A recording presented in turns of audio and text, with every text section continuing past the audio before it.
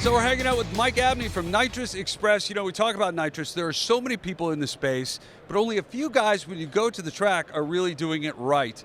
Tell me a little bit about what separates you guys from the whole space. In nitrous, everybody wants to get in, but you got to find the right partner. Well, here at Nitrous Express, we actually make our own nitrous solenoids. We make our own bottle valves, our own plates. We do things that make them flow better, so you can get more horsepower per pound of nitrous. Let's talk about the solenoid. You know, we talk about flow. What's that mean to have the right solenoid as far as an application for maybe a new car? Well, you got to have a solenoid that flows enough for your horsepower requirement, but also with our solenoids, we've straightened out the flow path so you can actually make more power. It keeps the nitrous more in dense liquid form, so it makes more horsepower even on a smaller jet. So you're not having like a bend right even before you get to the engine, right? Yeah, we try to minimize bends in the nitrous flow path.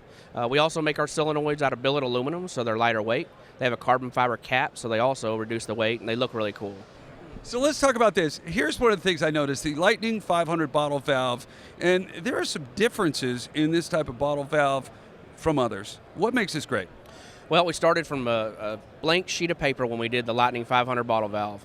It has a 5/8 siphon tube, it has a 1/2 inch internal orifice, and it has 1/2 inch lift. So give me a rundown about the specifics of this bottle valve. What separates this, from the pack? The Nitrous Express Lightning 500 bottle valve was designed from a blank sheet of paper to be the best bottle valve ever made. It has a 5/8 siphon tube, so it flows really well. It has a 1/2 inch internal orifice, and we designed it with 1/2 inch worth of piston lift. So in the end, it provides an unrestricted flow path, and instead of snaking the nitrous around in the bottle valve like some of the current designs, it only has a 45-degree turn in the bottle valve flow path.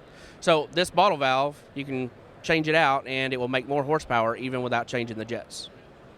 All right, let's take a look at the solenoid. You've got lots of hours into this construction, and it's a very important part of your nitrous delivery, I would imagine. Well, that's a cool thing. We actually make our own solenoid bases, so we could do anything we wanted with the flow path. So with the Lightning solenoid, the nitrous only makes one 90-degree turn inside the body of the solenoid, so it will flow better than a standard off-the-shelf solenoid. How do you get that information? I mean, I see you guys talking to a lot of people who actually use your product, and they're coming up asking and giving you feedback and things like that. But, I mean, is that important when you go out to all these shows?